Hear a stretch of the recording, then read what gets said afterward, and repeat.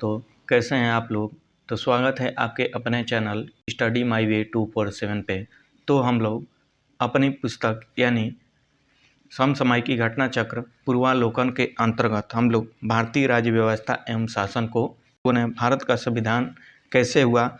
तो मैंने आपको बताया था भारत का संविधान का विकास दो यानी कि एक हुआ था ईस्ट इंडिया कंपनी के शासन हेतु पारित ब्रिटिश संसदीय अधिनियम जो कि 1773 से लेकर 1853 तक चला था, और जो दूसरा था ब्रिटिश ताज के शासन अधिनियम पारित अधिनियम जो कि 1858 से लेकर के 1947 तक चला था। तो हमने कल की जो वीडियो बनाई थी कंपनी के शासन हेतु पारित अधिनियम, इस पे जितने भी आपके एक्ट थे उसको हमने पढ़ा।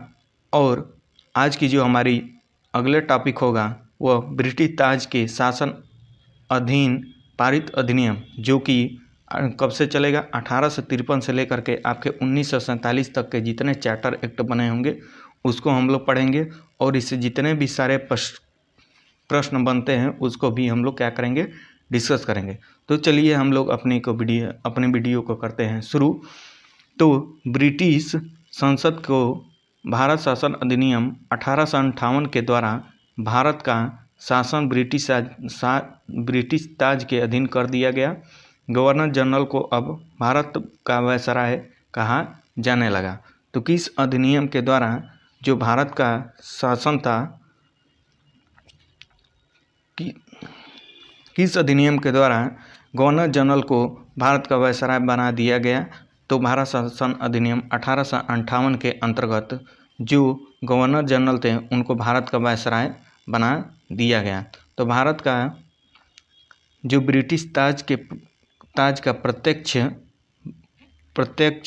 प्रतिनिधि बन गया वो लॉर्ड कैनिंग था, आपका भारत का प्रथम वायसराय बना।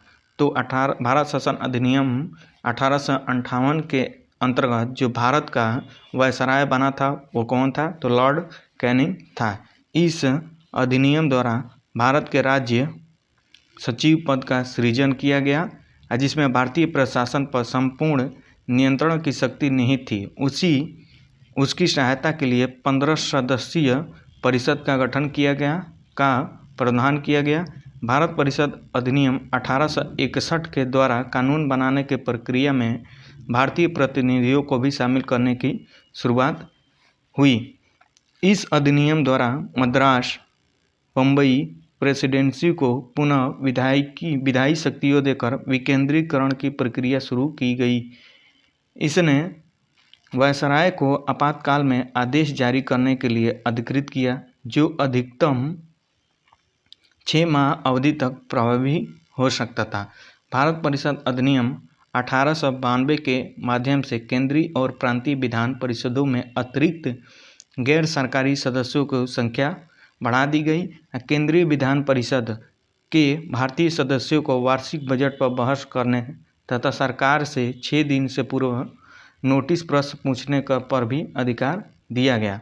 तो जो भारत परिषद अधिनियम था 1892 के द्वारा वह वार्षिक बजट पर बहस करने का अधिकार किसको मिला, भारतीयों को मिला। तो ये भी क्वेश्चन पूछा ही जाता है। पूरक प्रश्न पूछने तथा मतदान पर अधिकार नहीं था। सीमित अर्थों में निर्वाचित पद्धति का आरंभ किया गया। जाना इस अधिनियम सीमित अर्थ में निर्वाचन पद्धति का प्रारंभ किया जाना इस अधिनियम का महत्वपूर्ण विशेषता थी। भारत परिषद अधिनियम 1909 को पार्लियामेंट्री सुधार के नाम से भी जानते हैं। इस अधिनियम के द्वारा भारतीयों को विधि निर्माण तथा प्रशासन दोनों में प्रतिनिधित्व प्रदान किया गया। इसके तहत वायसराय को कार्य परिषद में भारतीयों को पहली बार शामिल प्रथम सत्येंद्र प्रसाद सिन्हा किया गया। इस अधिनियम ने केंद्रीय तथा प्रांतीय विधानीय शक्तियों को क्या कर दिया, बढ़ा दिया। परिषद के सदस्यों का बजट एवं लोकहित के विषयों की विवेचना करने, प्रस्ताव लाने तथा प्रश्न पूछने के साथ पूरक प्रश्न करने का अधिकार दिया गया। इसमें पृथक निर्वाचन के आधार पर मुसलमानों के लिए सांप्रदायिक प्रतिनिधित्व का प्रदान किया गया। भारत प्रशासन अधिनियम 1919 को मांटेगू चेम्सफोर्ड सुधार के नाम से भी जाना जाता है। इस अधिनियम के द्वारा पहली बार प्रत्यक्ष चुनाव प्रणाली अपनाई गई। तो क्वेश्चन इस प्रकार बन सकता है कि प्रत्यक्ष चुनाव प्रणाली किस शासन अधिनियम के द्वारा अपनाई गई थी। तो ये भारत शासन अधिनियम 1919 के तहत प्रत्यक्ष चुनाव प्रणाली को क्या कर दी गई थी, अपनाई गई थी, जिसको हम लोग क्या बोलते हैं, उसको मांटेगू चेम्सफोर्ड बोला जाता है। इस अधिनियम के द्वारा पहली बार प्रत्यक्ष सांप्रदायिक आधार पर निर्वाचन प्रणाली का विस्तार करते हुए सिखों, भारतीय ईसाइयों, आंग्ल भारतीयों तथा यूरोपियों के लिए भी लागू कर दिया गया। इस अधिनियम के द्वारा पहली बार केंद्र में द्विसदनीय व्यवस्था की गई। तो केंद्र में द्विसदनीय व्यवस्था किस अधिनियम के द्वारा की गई थी? तो भारत शासन अधिनियम 1919 के तहत केंद्र में द्विसदनीय व्यवस्था को स्थापित किया गया था, जिसको हम लोग क्या बोलते हैं, उसको मांटेगू चेम्सफोर्ड भी कहते हैं। इस अधिनियम के द्वारा सभी विषयों में को केंद्र तथा प्रांतों में बांट दिया गया। द्विसदनीय केंद्रीय विधानमंडल समस्त ब्रिटिश भारत के लिए कानून बना सकती थी। इस अधिनियम के तहत प्रांतों में द्वैध शासन प्रणाली लागू की गई। प्रांतीय विषयों को दो भागों आरक्षित तथा हस्तांतरित विषयों में बांटा गया। इस अधिनियम में पहली बार उत्तरदायित्व शासन शब्द का प्रयोग किया गया। इसके अंतर्गत आयोग का गठन किया जाना था, जिसका 10 वर्ष बाद इस अधिनियम की समीक्षा करने के बाद अपनी रिपोर्ट प्रस्तुत करना था। भारत शासन अधिनियम 1935 द्वारा सर्वप्रथम भारत में संघात्मक भारत सरकार का स्थापना की गई थी। तो ये जो भारत शासन अधिनियम 1935 है, ये बहुत ही इम्पोर्टेंट है। इससे हर एक पेपर में लगभग क्वेश्चन पूछे जाते हैं। तो पहला जो काम हुआ था भारत शासन अधिनियम 1935 के तहत, वो क्या हुआ था, तो भारत में संघात्मक सरकार की स्थापना की गई। इस अधिनियम द्वारा प्रांतों में द्वैध शासन को क्या कर दिया गया, समाप्त कर दिया गया, और केंद्र में द्वैध शासन को प्रणाली को लागू की गई। भारत में मुद्रा एवं शाख पर नियंत्रण के लिए भारतीय रिजर्व बैंक की स्थापना की गई। सांप्रदायिक निर्वाचन प्रणाली का विस्तार करते हुए दलित जातियों, महिलाओं और श्रमिकों को इसमें सम्मिलित किया गया।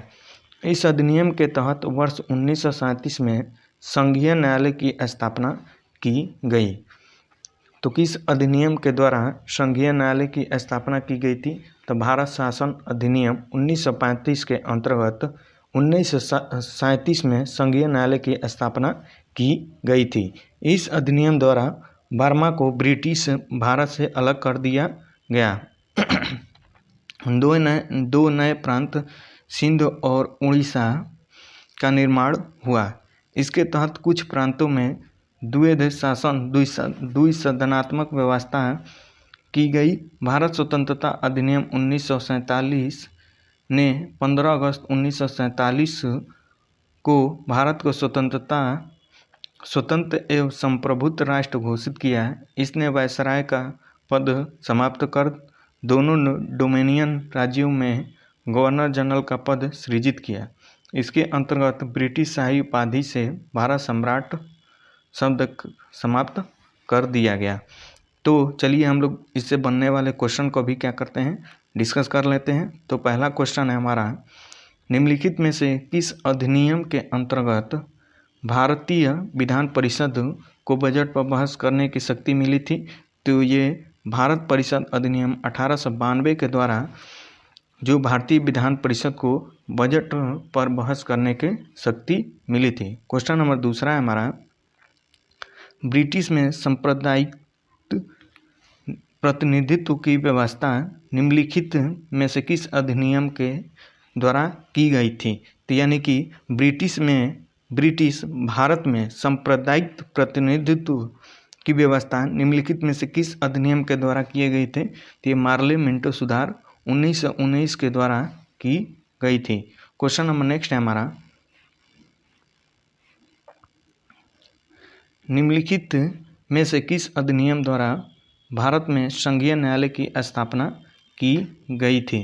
तो जो भारत में संघीय न्यायालय की स्थापना की गई थी वह 1935 भारत सरकार अधिनियम 1935 के द्वारा की गई थी। कब की गई थी? तो 1937 में की गई थी। क्वेश्चन नंबर नेक्स्ट है हमारा, भारत के संघीय न्यायालय निम्नलिखित में से किस वर्ष स्थापित किया गया था? तो देखिए ये क्वेश्चन जो है अभी मैंने आपको ऊपर बताया, फिर से रिपीट हुआ है। इसका आंसर जो होगा 1937 होगा। केंद्र में, क्वेश्चन नंबर नेक्स्ट है, केंद्र में द्वैध शासन किस अधिनियम के अंतर्गत स्थापित किया गया था? तो जो केंद्र में द्वैध शासन लगा था भारत शासन अधिनियम 1935 के अंतर्गत लगा था। क्वेश्चन नंबर नेक्स्ट है हमारा,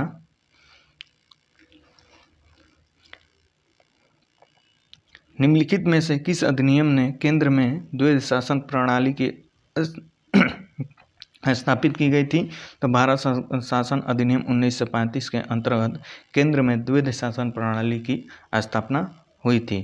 क्वेश्चन नंबर नेक्स्ट है हमारा, 1919 के भारत शासन अधिनियम की निम्नलिखित में से कौन सी प्रमुख विशेषताएं हैं? तो देखिए इसमें आपका ऑप्शन नंबर जो सी है यानी केवल 1 और 3 वही सही है। तो ये पहला वाला ऑप्शन क्या है, प्रांतों को कार्यकारिणी सरकार में द्वैध शासन की व्यवस्था की गई। और जो ऑप्शन नंबर 3 है, केंद्र द्वारा प्रांतों को विधायनीय शक्ति का हस्तांतरण हुआ। क्वेश्चन नंबर नेक्स्ट है हमारा, निम्नलिखित में से किसने ब्रिटिश भारत में प्रांतीय स्वायत्तता शुरू की? तो जो भारत में प्रांतीय स्वायत्तता की शुरुआत हुई थी किस अधिनियम के अंतर्गत हुई थी? तो भारत सरकार अधिनियम 1919 के अंतर्गत हुई थी। क्वेश्चन नंबर नेक्स्ट है हमारा,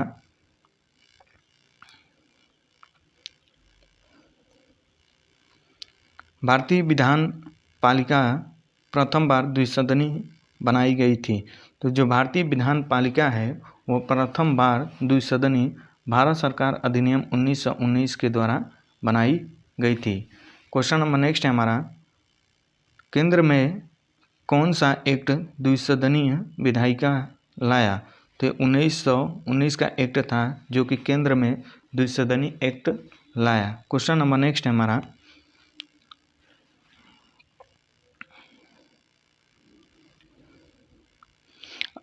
ये भी छोड़िए, भारतीय सिविल सेवा के संदर्भ में निम्नलिखित में से कौन सा कथन सही है?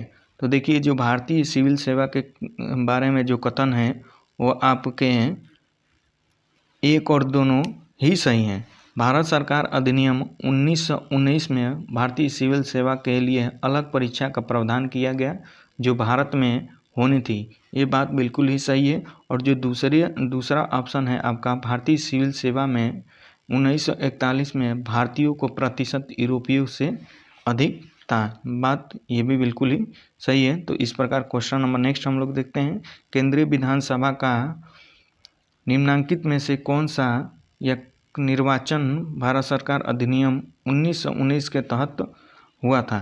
तो ये आपका जो ऑप्शन नंबर ए बिल्कुल सही है, केवल 1 यानी कि सी यानी कि 1926 के द्वारा हुआ था। क्वेश्चन नंबर नेक्स्ट है हमारा, भारत सरकार अधिनियम 1919 के अंतर्गत भारतीय विधायिका अंतिम निर्वाचन किस वर्ष आयोजित किया गया था? तो ये आपको 1945 में आयोजित किया गया था। क्वेश्चन नंबर नेक्स्ट है, राष्ट्रपति को अध्यादेश निर्गत करने की शक्ति प्रेरित है। तो जो राष्ट्रपति हैं आपके अध्यादेश किस अधिनियम के अंतर्गत क्या करते हैं? अपने अध्यादेश को जारी करते हैं।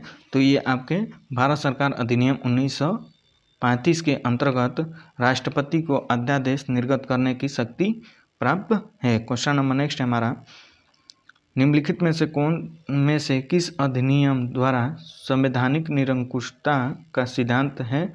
तो ये भारत सरकार अधिनियम 1935 के द्वारा संवैधानिक निरंकुशता का सिद्धांत दिया गया है। क्वेश्चन नंबर नेक्स्ट है हमारा, भारत के संविधान में केंद्र और राज्यों के बीच किया गया शक्तियों का विभाजन इनमें से किस में उल्लेखित योजना बनाई गई है?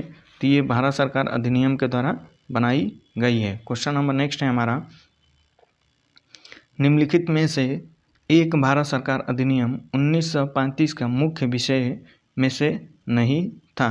तो ये आपके अवशिष्ट विषय प्रांतीय विधायिकाओं को आवंटित किए गए थे। यह आपका मतलब बेकार स्टेटमेंट था। क्वेश्चन नंबर नेक्स्ट है हमारा, एक संघीय व्यवस्था और केंद्र में द्वैध शासन भारत में लागू किया गया। तो जो भारत में केंद्र में द्वैध शासन किस अधिनियम के द्वारा लागू किया गया था?